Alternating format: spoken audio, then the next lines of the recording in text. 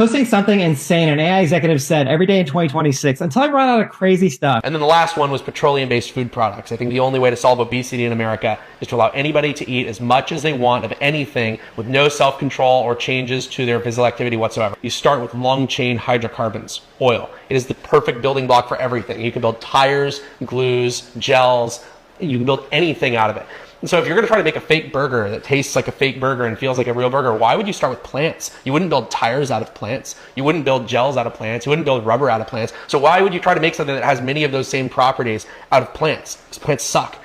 So if you could make synthetic foods out of petroleum derivatives, you could make foods that have largely the same characteristics as real foods, but have 0 calories because your body's going to process them. So anyway, I decided against that because it turns out the FDA completely bans this idea. It's completely illegal. And by the way, another thing about petroleum-based food products, you can recycle them when you're done with them.